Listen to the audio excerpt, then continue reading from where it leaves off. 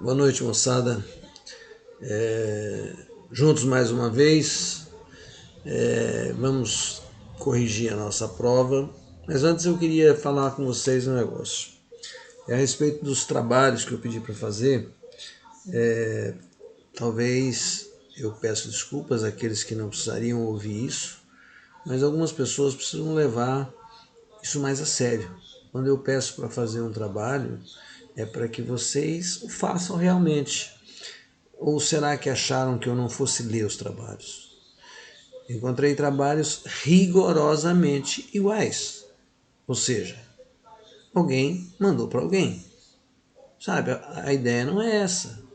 A ideia é que vocês se empenhem, que vocês leiam aquilo que eu mando para ler e que façam a análise de acordo até com a metodologia que eu mandei também para que vocês possam fazer. Simplesmente eu fazer e mandar para o meu amigo, para ele mandar por e-mail para o professor, o que eu disse, ou será que acreditaram que eu não fosse ler os trabalhos? Eu li. E aí você começa a ler, você acaba de ler um, daí 5 minutos ou 10 minutos você lê outro igual, fala, peraí, eu já li isso aqui, será que eu abri o do mesmo? Aí eu vou abrir e vou conferir. Não, aí é brincadeira, né? Então vamos levar isso a sério, nós estamos vivendo esse momento difícil, vai passar, a gente vai poder voltar às nossas aulas presenciais, olho no olho, mas por enquanto tem que ser assim, não tem como ser diferente, né? Tá, só um alerta para que vocês fiquem atentos, vocês estão terminando o curso, vão para a vida, e a vida vai mostrar que na vida não vai dar para fazer isso. Eu mandar para você e você mandar para o mercado. Cada um vai ter que se virar sozinho, tá certo? Vamos lá então. A primeira questão que a gente colocou foi uma questão histórica, né? Eu disse que na evolução do agronegócio aconteceu o êxodo rural, vocês estudaram o êxodo rural lá no colégio, e o que aconteceu com esse êxodo rural? As propriedades perderam a sua autossuficiência, especializando-se somente em determinadas atividades, passando a depender sempre mais de insumos e serviços que não são seus.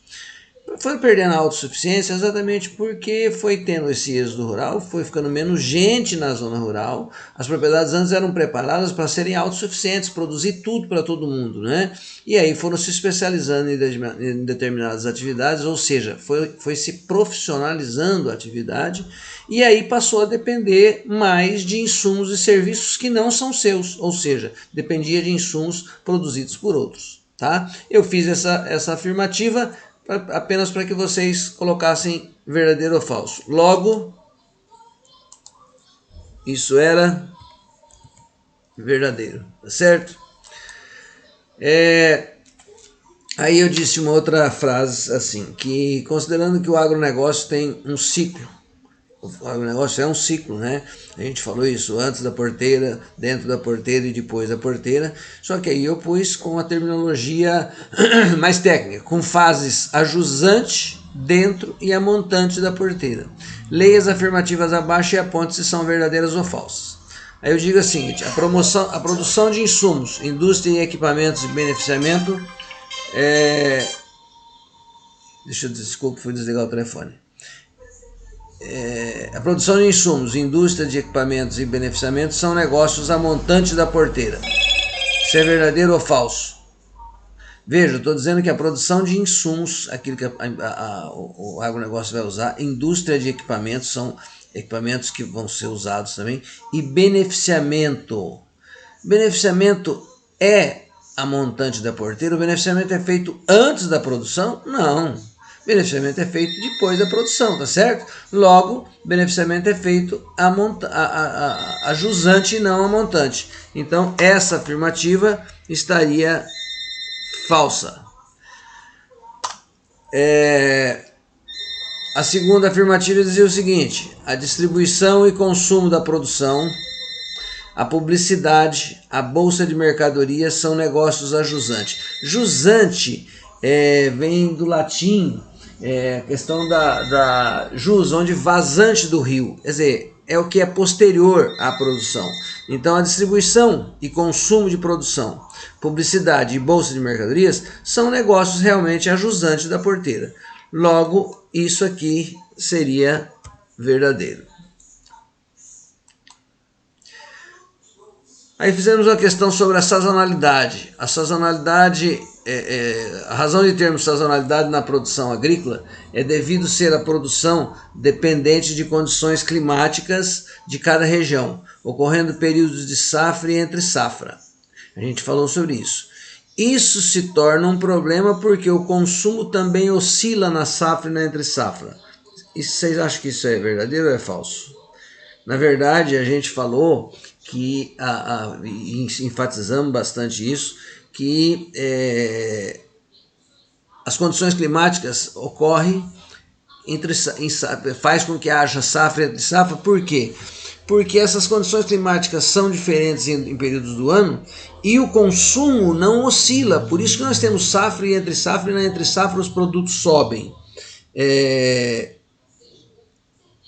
Você tem um clima diferente em determinadas regiões, ou seja, em determinada época do ano chove, né, em outro não chove, e o consumo se mantém, via de regra, quase que inalterado.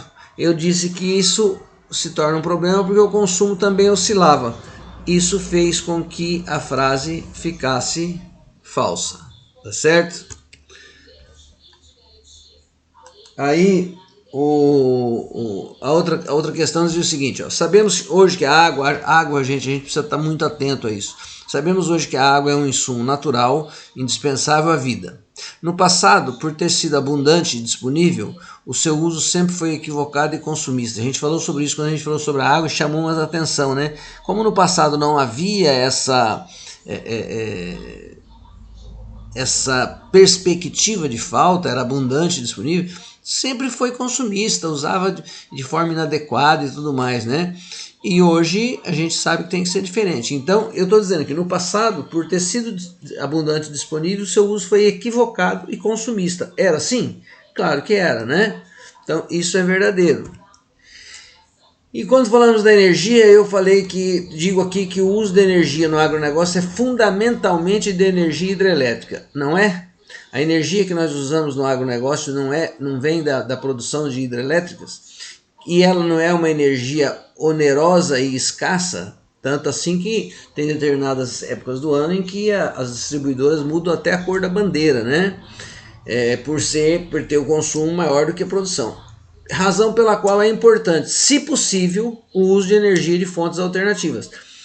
A gente está dizendo que é importante o uso dessas fontes alternativas, inclusive porque nós estamos tendo a possibilidade de aqui na região se implantar um parque de produção de energia solar, né? Que é uma energia que não causa dano ambiental, é uma energia limpa, não tem os problemas todos que tem a produção de energia hidrelétrica, de inundação, causar uma série de problemas sociais, econômicos e tudo mais. Então a gente está dizendo que, se possível, o uso de energia de fontes alternativas é importante. Logo, isso é verdadeiro, não é? A outra questão era sobre os insumos agropecuários. Aí eu falei que sobre os insumos, para vocês apontarem a alternativa incorreta. Aí eu pus lá, os agrotóxicos são utilizados como fertilizantes na produção agrícola. A aquisição de máquinas, implementos e equipamentos depende de sua eficiência e análise de custo. É discutível o uso de semente modificada geneticamente.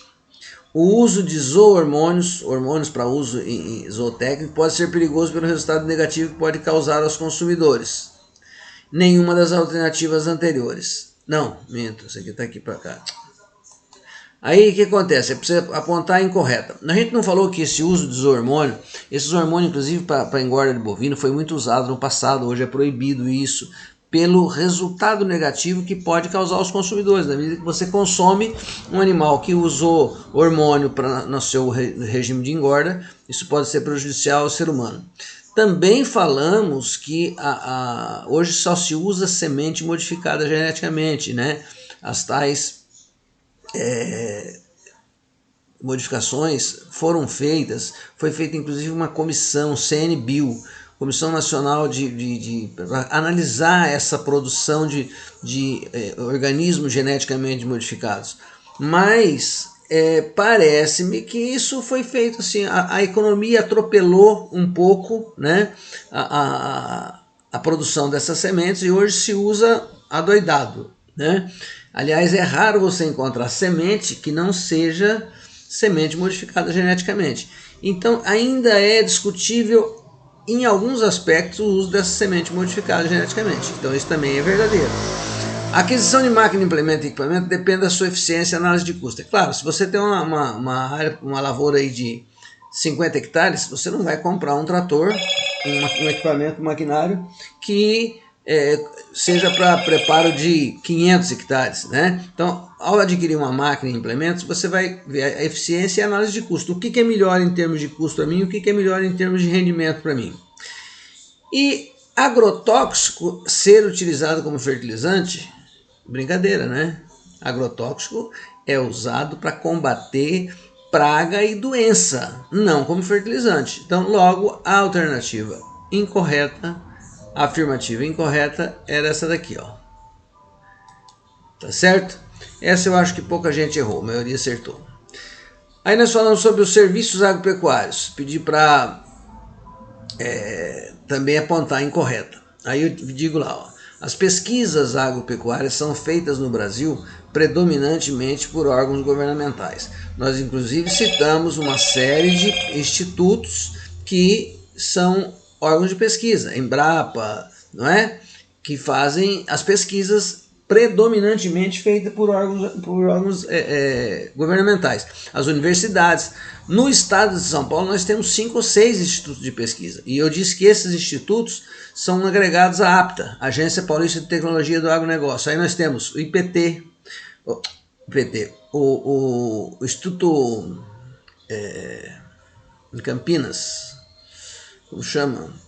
Temos em São Paulo o Instituto de Economia Agrícola, temos o Instituto de Pesca, temos o Instituto de Zootecnia, temos uma série de institutos de pesquisas que são do estado de São Paulo e são agregados à APTA. Essa também estava certa, né? A extensão rural e assistência técnica é feita por órgãos públicos e privados. Nós falamos sobre essa extensão rural, contei para vocês inclusive que trabalhei com extensão e assistência técnica durante 30 anos e é feita por órgão público e privado mesmo. Por quê? As secretarias da agricultura fazem isso. As empresas privadas que dão conveniadas com bancos privados e públicos fazem isso, que era o meu caso, e você tem ainda outros órgãos privados, produtor de semente e tal, que fazem assistência técnica.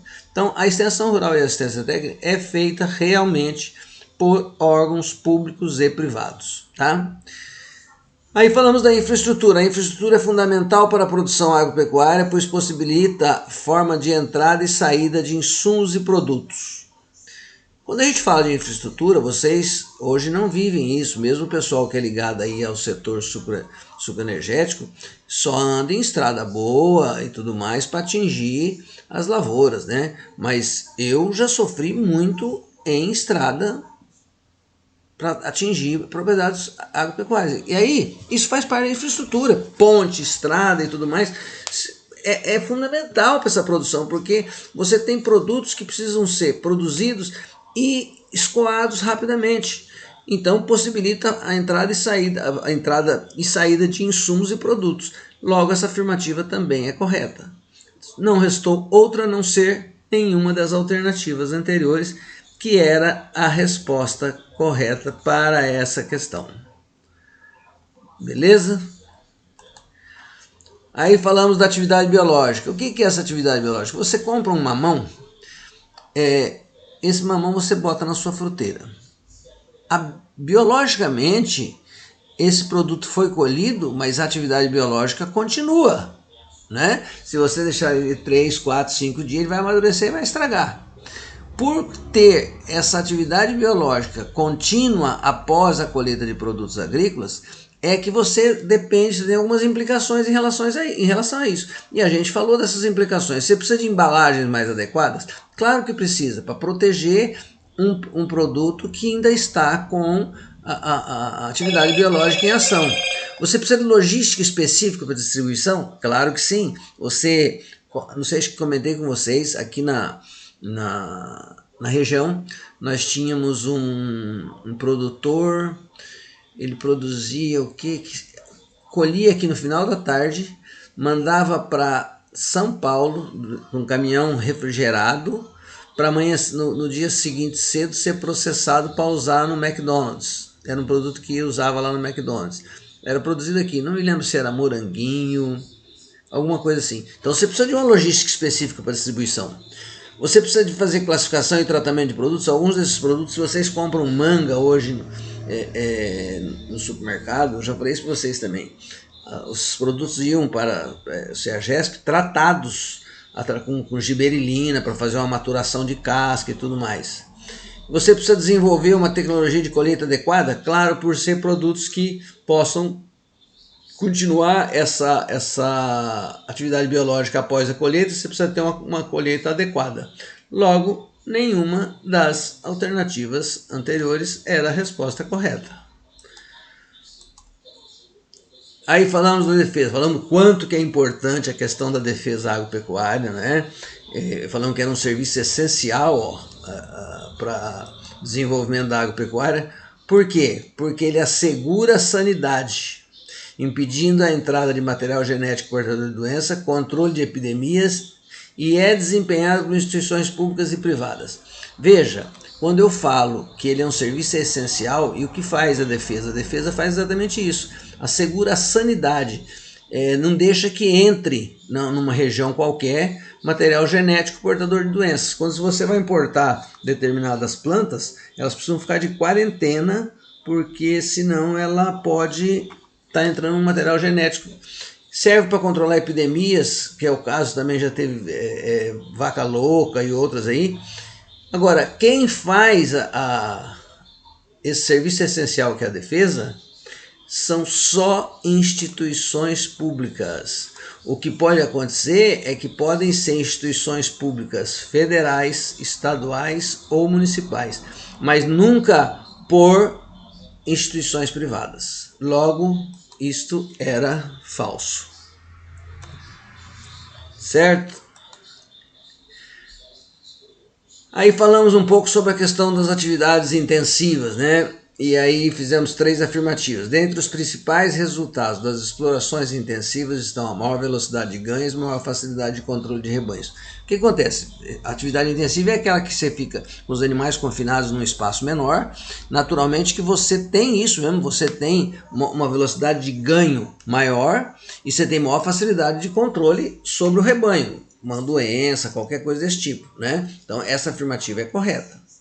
A utilização do sistema intensivo depende, entre outros fatores, do padrão genético dos animais e da disponibilidade de alimentação. Claro, a gente falou também que animais de alto padrão genético precisam necessariamente ser conduzidos em sistema intensivo, porque é um animal caro. Você pega uma vaca de 500, 600 mil reais, você não vai largar ela solta a campo, ela pode inclusive sofrer uma picada de cobra, alguma coisa assim, né?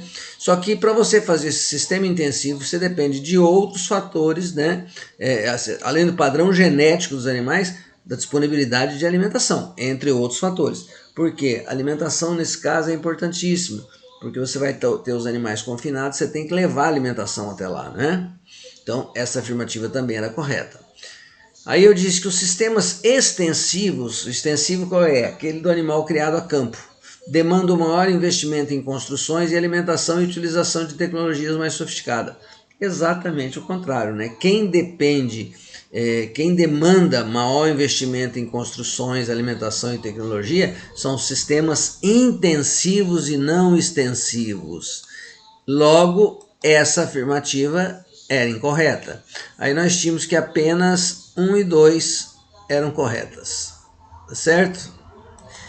E finalmente nós tínhamos uma questão que dizia o seguinte, ó: a alimentação é o principal fator de produção na pecuária. Nós falamos sobre isso. Em alguns casos chega a ser a 70% do custo, né? O controle de endo e ectoparasitas é feito de forma preventiva e ou curativa com práticas adequadas. Quando você controla endo e ectoparasitas, você vai fazer de forma preventiva ou curativa, se o caso, né? Mas o ideal é fazer de forma preventiva também, mas você pode fazer de forma curativa também com práticas adequadas. Agora aí eu disse uma outra afirmativa: o controle de doenças é feito prioritariamente de forma curativa. Não, nós temos que controlar a doença de forma preventiva. E aí, se ela é, claro que se aparecer uma doença e eu não fiz o controle preventivo, vou ter que fazer curativo, mas a prioridade é você prevenir. Por que a gente vacina os animais contra a febre aftosa?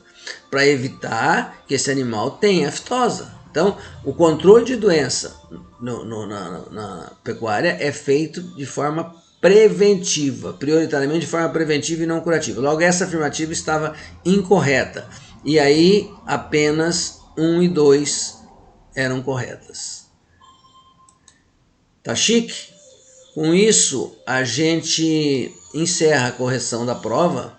E eu espero, na verdade, um ou outro aluno que não foi tão bem, mas talvez, não sei por que razão, mas é preciso ler com atenção. Isso eu falei para vocês antes da prova. Leiam a prova com atenção, né? Porque é só assim que você... Aliás, tudo que a gente vai ler, a gente tem que ler com atenção. Aquele material que eu falei, mandei para vocês a respeito de fazer análise de um artigo qualquer, vocês viram que eu falei que você tem que ler com atenção tudo que você lê, para que você possa interpretar adequadamente, não é? Tá bom assim? Nós vamos fazer um outro videozinho rápido para a gente falar sobre produção agrícola.